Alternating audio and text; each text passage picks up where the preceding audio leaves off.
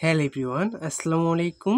আজকে আমরা পঞ্চম শ্রেণীর শিক্ষার্থীদের গণিত প্রশ্ন সমাধান দিব। তোমাদের শিক্ষার্থীর শিখন অবস্থান যাচাই নভেম্বর 2025 প্রাথমিক গণিত পঞ্চম শ্রেণী।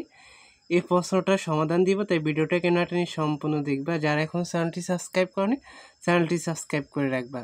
তো দেখো 1 নম্বর কোশ্চেন, একটি দোকানে একটি খাতা 45 টাকায়, একটি পেন্সিল 15 টাকায় এবং একটি জ্যামিতি বক্স 250 টাকায় বিক্রি হয়।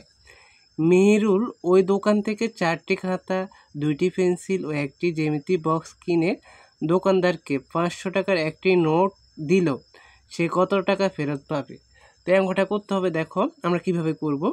এখানে 4টা খাতা বলা হয়েছে, একটি খাতার দাম 45 টাকা। আমরা 4টি খাতার দাম আগে বের করে নিই। তো দেখো কিভাবে লিখবো আমরা, প্রত্যেকে একটু মনোযোগ দিবা, তাহলে অঙ্কটা বুঝবা। হ্যাঁ, তো দেখো 1 নাম্বার আমরা লিখব 4টি খাতার দাম, সংক্ষেপে লিখব 4টি খাতার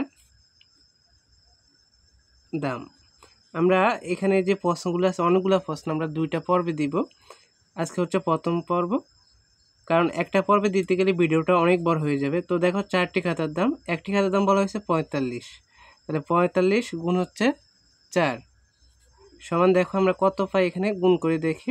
4 5 20, 20-এর 0 হাতে আছে 2, 4 4 16, 16 আর 2 18, 180 টাকা। 4টি খাতার দাম হচ্ছে 180 টাকা। তারপরে দেখো 2টি পেন্সিল, তো এখানে একটি পেন্সিলের দাম হচ্ছে 15 টাকা। তো আমরা 2টি পেন্সিলের দাম বের করব। 2টি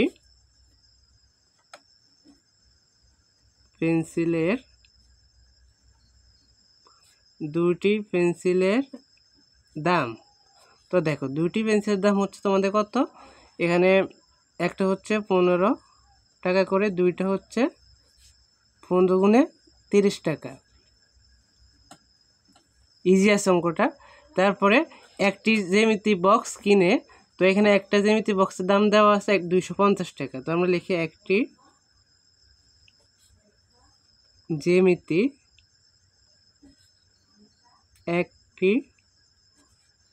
জ্যামিতি বক্সের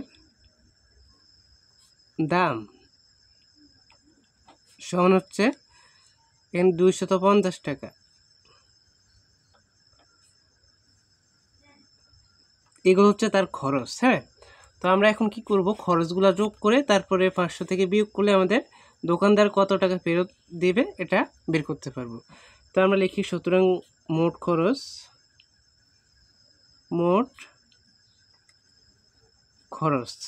তো দেখো 180 যোগ হচ্ছে 30 যোগ হচ্ছে 250 টাকা। তো দেখো আমরা যোগ করি, 0 0 0 যোগ করলে 0, 5 আর 3 8, 8 8 16, 6 হাতে আছে 1, 2 আর 1 3, 3 আর 1 4, 460 টাকা। এই হচ্ছে তার কত মোট খরচ। এখন আমরা বের করব সে কত টাকা ফেরত পাবে দোকানদারকে যদি 500 টাকা দেয়। তার মানে লিখি সুতরাং সে ফেরত পাবে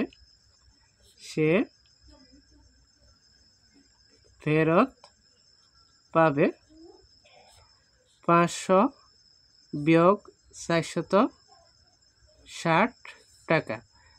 তাহলে এখানে বিয়োগ করলে হবে 40 টাকা। কত হবে? 40 টাকা। তাহলে 1 নম্বর অঙ্কটা হয়ে গেল আমাদের। তো তোমরা এটাই উত্তর লিখে নিবা, এটা হয়ে গেল। এখন আমরা 2 নম্বরটা দেখি। দেখো 2 নম্বর অঙ্কটা, 2 নম্বরে বলা হয়েছে হিসাব করো 8 ভাগের 3 ভাগ 5 ভাগের 3 গুণ হচ্ছে 5 ভাগের 4। তো দেখো প্রত্যেকে মনোযোগ দিবা, 8 ভাগের 3 ভাগ 5 ভাগের 3 গুণ হচ্ছে 5 ভাগের 4। তো দেখো কিভাবে করব আমরা, এখানে আমরা করতে পারি। দেখো 8 ভাগের 3, এখানে ভাগ আছে, গুণ দিলে উল্টে যাবে, উপরেরটা নিচে, নিচেরটা উপরে চলে যাবে। তো দেখো আমরা 5 লিখব উপরে, 3 লিখব নিচে, আর এখানে 5, এখানে 4। এখন আমরা কাটাকাটি করব, 3 একে 3, 3 একে 3, 1 লিখতে হবে, না লিখলে হবে 5 একে 5, 5 একে 5, 4 একে 4, 4 দুগুণে 8। তো দেখো নিচে হচ্ছে 2, 2 একে 2, 2 একে 2, আবার 1 1 1 1 1 1, তাহলে 2 ভাগের 1 হবে। ও এখানে দেখা যায়নি, এই যে এখানে 2 ভাগের 1 হবে অ্যান্সার। তো এটাই উত্তর। তারপরে দেখো 3 নাম্বারটা, 3 নাম্বারটা প্রত্যেকে বুঝতে হবে। দেখো 3 নাম্বারে বলা হয়েছে জলিল সাহেবের 48,000 টাকা ছিল, তিনি এই টাকার 12 ভাগের 5 অংশ এতিমখানায়, 16 ভাগের 7 অংশ শিক্ষা প্রতিষ্ঠানে দান করলেন, তার কাছে কত টাকা আছে? তো আমরা এখানে অঙ্কটা 2 নিয়মে করতে পারি, আমরা সহজ নিয়মে করব। দেখো 2 নিয়মে করতে পারি। আমরা প্রথমে লিখব এতিমখানায় দান করেছেন কত, এটা বের করি টাকা। হ্যাঁ 2 নিয়মে করা যায়। আমরা একটা নিয়ম করি দেখাই তোমাদের। এতিমখানায় দান করলেন, তো দেখো এখানে মোট টাকা হচ্ছে 48,000, গুণ হচ্ছে এতিমখানা হচ্ছে 12 ভাগের 5। তো এখন আমরা টাকা বের করবো, আমরা এখানে টাকা লিখব। তো দেখো 12, 12 একে 12, 4 12 কত, 4 12 হচ্ছে 48, আর 3টা শূন্য, 1 2 3। এখন আমরা গুণ করে দিব। দেখো 4 5 20, আর এখানে কয়টা শূন্য আছে, 3টা, 1 2 3, তাহলে 20,000 টাকা, 20,000 টাকা হচ্ছে এতিমখানায় দান করলো। এখন আমরা বের করব শিক্ষা প্রতিষ্ঠানে কত টাকা দান করলো। তো আমরা লিখি শিক্ষা প্রতিষ্ঠানে দান করলো বা দান করলেন, শিক্ষা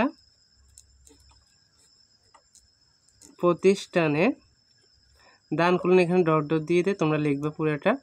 তো দেখো এখানে মোট টাকা হচ্ছে 48,000, আগের মতোই সেম থাকবে, আর গুণ হচ্ছে শিক্ষা প্রতিষ্ঠান হচ্ছে 16 ভাগের 7, 16 ভাগের 7।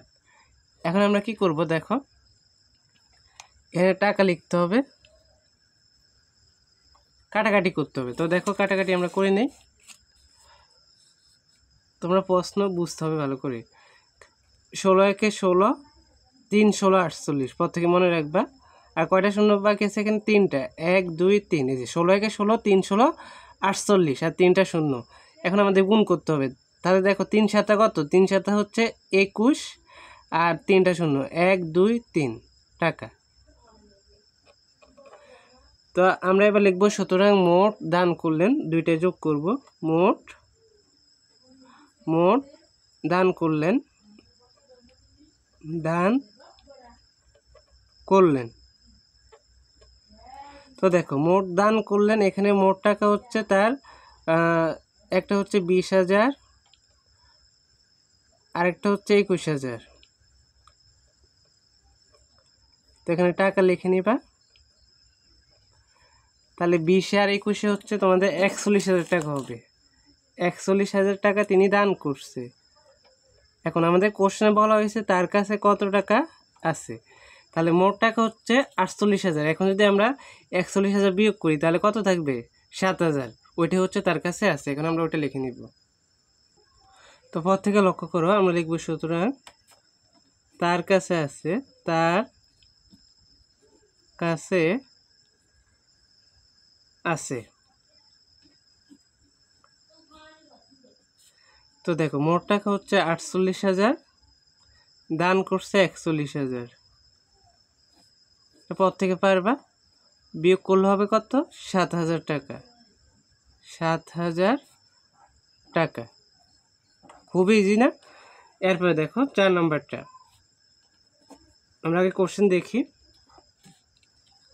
4 নাম্বার 5 নাম্বার, 4 নাম্বার হচ্ছে গুণ করো, 5 নাম্বার হচ্ছে ভাগ করো।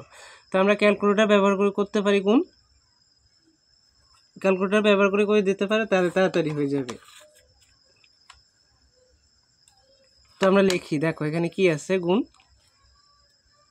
4 নম্বরে 0.8485 গুণ হচ্ছে 1.7। আমরা গুণ করে দিই, 0.875, সরি 0.845 গুণ হচ্ছে 1.7। তাহলে এখানে হবে 1.4365। এ হচ্ছে গুণফল। হ্যাঁ, তারপরে 5 নম্বরটা ভাগ করো, তাহলে 5.6 ভাগ হচ্ছে 0.08। এখন আমরা ভাগ করে দিব ক্যালকুলেটর ব্যবহার করে। 5.6 ভাগ হচ্ছে 0.08, তাহলে হবে 70 হবে অ্যান্সার। এটা হয়ে গেল। তারপর আমরা 6 নম্বরটা করব। দেখো, একটি আয়তাকার জমির ক্ষেত্রফল, প্রত্যেকে প্রশ্ন ভালো করে লক্ষ্য করবা, তোমাদের এই কোশ্চেনগুলো দেওয়া হবে পরীক্ষায়। একটি আয়তাকার জমির ক্ষেত্রফল 48.8 বর্গ মিটার। জমির দৈর্ঘ্য যদি 12.2 মিটার হয় তাহলে প্রস্থ বের করতে বলা হয়েছে। তো তোমরা প্রস্থ বের করবা। হ্যাঁ, এটাকে আমরা খুব সহজে করতে পারি প্রস্থ বের করে। এখানে তোমরা ক্ষেত্রফলের সূত্র জানো, আমরা ছোট করে করব যেহেতু পরীক্ষার সময় জায়গা কম থাকবে। ক্ষেত্রফল সমান দৈর্ঘ্য গুণ প্রস্থ, বা যেহেতু আমাদের প্রস্থ বের করতে হবে, কি বের করতে হবে? প্রস্থ বের করতে হবে। তো তোমরা প্রস্থ, এটা যদি এই দুইটা যদি আমরা এই পাশে নিয়ে আসি, ক্ষেত্রফল যদি ওই দিকে নিয়ে যাই, তাহলে দেখো আমাদের প্রস্থ যদি উপরে থাকে দৈর্ঘ্য যাবে কি নিচে, দৈর্ঘ্য কই চলে যাবে? দৈর্ঘ্য চলে যাবে নিচে, আর ক্ষেত্রফল থাকবে উপরে। ক্ষেত্রফল তোমরা লেখা বুঝে নিবা। তো দেখো এখন আমরা মান বসাবো, মানে ক্ষেত্রফল কত আর দৈর্ঘ্য কত। ক্ষেত্রফল আছে 48.8 আর দৈর্ঘ্য আছে 12.2। এখন আমরা এখানে ভাগ করলে প্রস্থ বের হয়ে যাবে। তো আমরা ভাগ করে দিই। দেখো 48.8 ভাগ হচ্ছে 12.2, তাহলে এখানে হবে 4। কত হবে? 4 মিটার। এটি হচ্ছে আমাদের প্রস্থ। এটা হয়ে গেল। হ্যাঁ, এখন দেখো 7 নম্বরটা। একজন দোকানদার একটি বাক্সের 25টি কমলার মধ্যে 3টি কমলার ওজন মেপে যথাক্রমে 335 গ্রাম, 320 গ্রাম ও 371 গ্রাম পেল। কমলা 3টির গড় ওজনের ভিত্তিতে 25টি কমলার মোট ওজন নির্ণয় করো। তাহলে আমাদের আগে গড় ওজন বের করতে হবে, তারপরে মোট ওজন বের করতে হবে। তো দেখো আমরা 3টা কমলার আগে মোট ওজন বের করি, তারপরে গড় ওজন বের করব 25টা কমলার। আমরা লিখি 3টি কমলার, তোমরা বইতে পাবা অঙ্কটা আছে, 3টি গড় অধ্যায়ের। হ্যাঁ, 3টি কমলার মোট ওজন,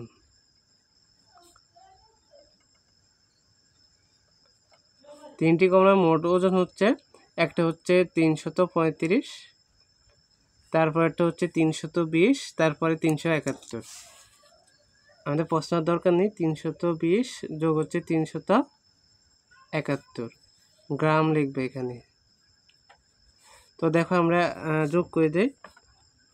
335 যোগ হচ্ছে 320 যোগ হচ্ছে 371, তাহলে এখানে হবে 1026। 1026 গ্রাম। তো আমাদের এখানে গড় ওজন বের করতে হবে। তো আমরা লিখি, সুতরাং 3টি কমলার, তোমরা ডট দিবে না, গড় ওজন তোমরা পুরা লিখবে। 1026 ভাগ হচ্ছে 3, যেহেতু 3টা, আমরা জানি গড় সমান রাশিগুলোর যোগফল ভাগ রাশির সংখ্যা। তো এখানে রাশি 3টা, তো এখন আমরা ভাগ করে দিই। 1026 ভাগ হচ্ছে 3, তাহলে 342 গ্রাম। এটা হচ্ছে একটা কমলার গড় ওজন। আমাদের 25টা কমলার গড় ওজন বের করতে বলা হয়েছে। তো আমরা লিখি, সুতরাং 25টি কমলার গড় ওজন, মানে মোট ওজন বের করতে হবে। তো দেখো 25টা কমলার ওজন হবে কত? একটা কমলা যদি 342 হয়, 25টা হবে আরও বেশি। তো এখন আমরা গুণ করে দেখব কত হয়। 342 গুণ 25। হ্যাঁ, 342 গুণ হচ্ছে 25, তাহলে দেখো 8550 গ্রাম।